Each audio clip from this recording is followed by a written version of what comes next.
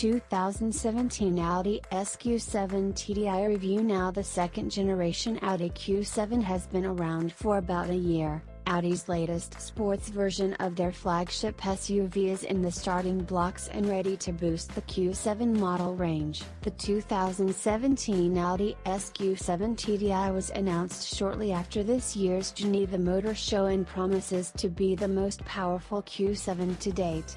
The status of most powerful Q7 was previously reserved for the range-topping first-generation Q7 that casually featured a massive V12 diesel engine. With all that has happened last year and the ever more pressuring worldwide emission regulations, we simply must accept that the mighty V12 TDI has been sent into retirement and that downsizing was inevitable. Replacing the mighty V12 is Audi's latest 4.0-liter V8 TDI engine, a true piece of engineering art that wipes the floor with the dated V12 when it comes to efficiency. The fact that the SUV loses 4 cylinders but gains the glorious logo shining on both the rear end and front grille must account for something, and it makes you think whether this downsizing deal is such a bad trade-off after all. In fact, the SQ7's power plant has the honorable status of being the most powerful diesel engine currently on the planet. More power, some weight savings, and loaded with the latest tech on offer. Add a range of S-line dynamic modifications to that list and on paper the SQ7 should be able to break any record set by its predecessor with ease. With great expectations, I traveled out to the Elsass province in eastern France to take the new SQ7 out for a spin on the challenging roads that carve through the Vosges Mountains. Engine, chassis and performance. Let's cut right to the chase and discuss the impressive new 4.0-liter V8 TDI engine that is at the center of the SQ7's performance. The new power plant produces 435 horsepower, 320 kilowatts, and a massive 900 Nm of torque, available from as low as 1,000 revolutions per minute to 3,250 revolutions per minute. No, you did not read that wrong. The SQ7 sets a new benchmark in its segment, and despite its considerable curb weight of 2,270 kilograms, it shoots to 100 km per hour in just 4.8 seconds. Its top speed is electronically limited at 250 km per hour, 155 miles per hour. The numbers don't lie, and the car's turbochargers play a vital role in raising the Q7's performance bar. By some interpreted as 3 turbochargers, the 4.0-liter V8 is actually twin turbocharged and supplemented by the likes of an innovative electric-powered compressor, EPC. The EPC plays a crucial role in establishing the maximum amount of power available in the low revs through eliminating any signs of turbo lag. The slightly delayed response that is characteristic for any turbocharged engine should be pretty much non-existent in the SQ7, thanks to the EPC that cuts down the response delay to an unnoticeable 250 milliseconds. The 2 exhaust gas turbochargers feature a variable turbine geometry and produce up to 2.4 bars of boost pressure. The EPC comes in play whenever the gas provides too little energy for rapid power generation. The electronically powered device is installed in a bypass downstream of the intercooler, fairly close to the engine. It powers the engine's compressor wheel up to 70 revolution per minute, almost faster than light, and ultimately ensures a speedy power impulse or acceleration in any given situation. Power for the EPC is drawn from a 48-volt electrical subsystem that is able to deliver 13 kilowatts at its peak. Just like the EPC, the electrical subsystem is also a novelty first featured on the new SQ7. Power for the subsystem is saved in a 0.5 kWh compact lithium-ion battery that is practically stored in the lower level of the luggage compartment. All the technical innovations don't stop here. Consider Audi's new valve lift system, AVS, that allows for sequential charging. With each exhaust valve serving one of the 2 turbochargers, The AVS controls activation and deactivation of either one of the valves depending on which turbocharger is engaged. In the low RPM, the AVS keeps one valve closed so the entire exhaust flow reaches the active turbocharger only, significantly increasing its performance. Between 2200 and 2700 the second valve is opened, while the second turbocharger kicks in simultaneously. In the end, it is when both turbochargers are activated in the 1000 to 3250 revolutions per minute range, the SQ7 reaches its maximum output of 435 PS, 429 bhp, and 900 Nm of torque. Linked to the new 4.0-liter V8 TDI is the new 8-speed Tiptronic automatic transmission that has been fine-tuned to enhance dynamic performance. The gearbox features both automatic and manual modes, and ultimately the driver takes control by using the shift paddles behind the steering wheel. At the center of the SQ7's chassis is Audi's Quattro all-wheel drive system with a 60 hours 40 minutes rear-to-front axle setup. It is constructed entirely out of aluminum for both strength and weight-saving reasons. It comes together with electromechanical power steering, Audi Drive Select, and Audi Adaptive Air Suspension with S-specific tuning as standard. Customers that are looking to up the handling capabilities of the SQ7 even further can tick a few technology modules off the options list: all-wheel steering, a sport differential, and the completely new electromechanical active roll stabilization. All-wheel steering quite speaks for itself, while the sport differential largely improves handling thanks to the torque vectoring system that Audi first introduces on one of their SUVs. The new anti-roll bar, however, is one of those nifty new attributes that requires a little more explanation. Just like the EPC, the electromechanical active roll stabilization bar is electronically powered and taps into the new 48-volt subsystem if needed. During sporty driving, an electric motor that is mounted on both the front and rear axle ensures the tubes are twisted in opposite directions. This ultimately leads to less body roll and thus faster cornering, but also a significant reduction of understeer. The fact that it drives power from the new subsystem makes it more powerful than any conventional hydraulic anti-roll bar. What's more is the system's ability to recuperate energy, an innovative way of charging that I personally had a look at during the Audi Future Energy Performance Days last fall in Madrid. It works wonders when driving on a bumpy road, where the bumps deflect either of the wheels and energize the stabilizer. The result is that the new active anti-roll bar now converts each impulse into energy that is routed back into the 0.5 kWh lithium-ion battery. Design: Audi have done a few minor modifications to the SQ7's design to make it stand out slightly over the standard Q7 and the Q7 e-tron models. The flagship SUV's firm proportions, 5 meters in length, and 1.97 meters in width, remain roughly the same, and its drag coefficient is set at 0.34.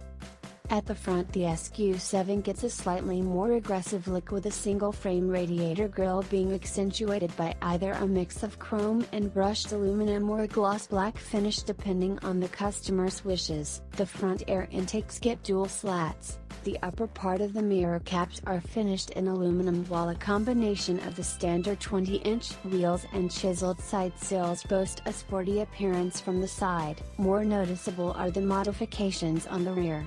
There is a wider and more distinctive roof spoiler, and the car comes with a large rear diffuser.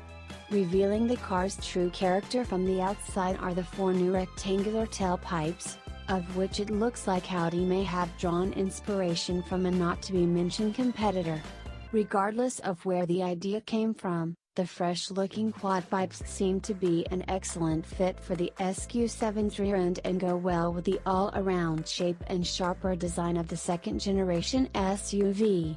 finishing touch are the SQ7 badges at both the front and rear of the car, and a shiny V8T logo just above the front wheel arches. The SQ7 comes in 12 different paint finishes as standard, while the Audi exclusive division has a never-ending range of colors to pick from if one of the standard 12 does not meet a customer's preferences. Interior. On the inside of the SQ7, the focus on luxury and space is unequivocal. The SQ7 is the most spacious SUV in its segment and optionally provides space for 7 people. Its interior design is simple and clean, yet elegant. Standard is the 3-spoke sports steering wheel, while the sports seats with active side bolster specs on our test car come optional. The car's comfort and luxury are additionally underlined by the optional seat ventilation and massage functions. The S version comes standard with a range of leather and subtle accents of Alcantara. If customers desire more of it, from diamond-shaped upholstery to carbon and veneer, the comprehensive options list offers solutions. Illuminated door sills with the SQ7 logo greet passengers and driver upon entrance, while further mood lighting comes in 32 ambient colors as an option. My test vehicle was spec'd with black Valcana leather and Alcantara sports seats, while a combination of brushed aluminum inlays and dark wood veneer formed the large dashboard.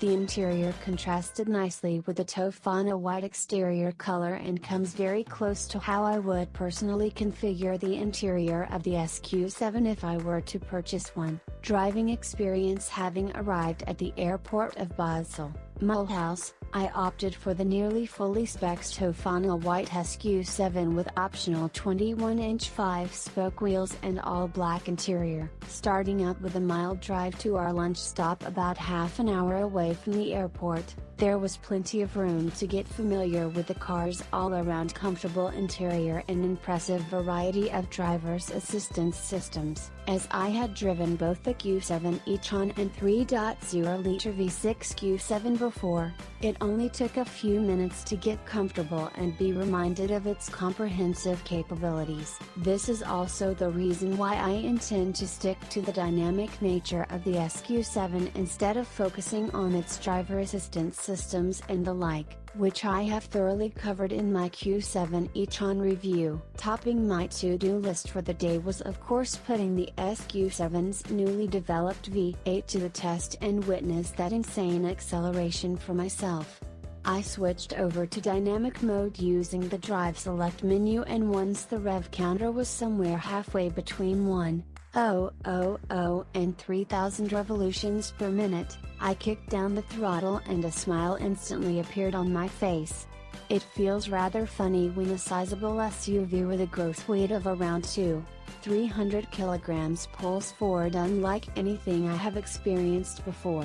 Well, of course there's the electric drivetrain, but surely any other turbocharged combustion engine car in the same weight range that I have driven cannot match this instant and brutal power blast. Just before we arrive at our lunch stop, a relaxed cruise through town in dynamic mode made me aware of the raw growl coming from the SQ7's exhaust pipes. Buildings on both sides of the road create an echoing effect, ensuring 9 out of 10 people look over their shoulders wondering where that rumble comes from. But no matter where you are, the SQ7 has an excellent ring to its soundtrack that comes out exceptionally well when the car is running stationary or cruising at low speeds. It really surprised me, especially considering the fact it's a diesel.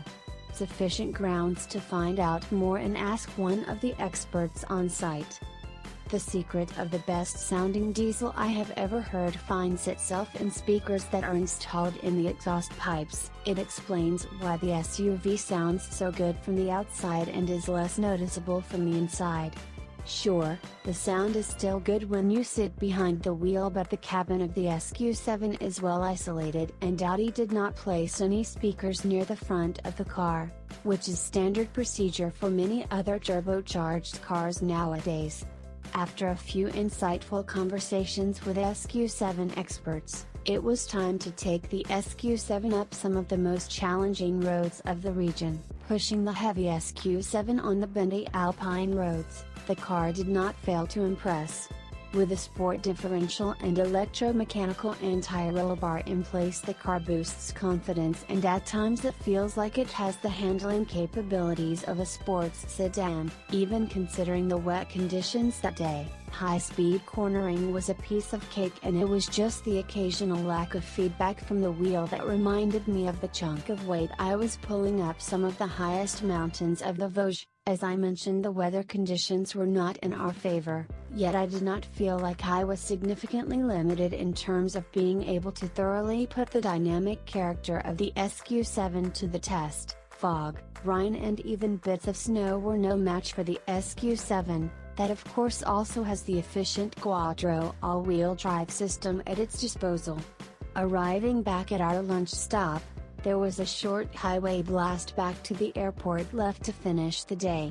What to spec and competition available from €89,900 in Germany. The Audi SQ7 TDI already comes with several features as standard that otherwise come as options on the basic Q7. Audi says it comes with €10K worth of options standard, including LED headlights, 20-inch wheels, dynamic exterior, adaptive air suspension with S-specific tuning, power adjustable and heated sport seats in leather and Alcantara, brushed aluminum inlays, 3-spoke sport steering wheel with multifunction buttons and shift paddles, anti-theft alarm, and an enlarged fuel tank with a capacity of 85 liters.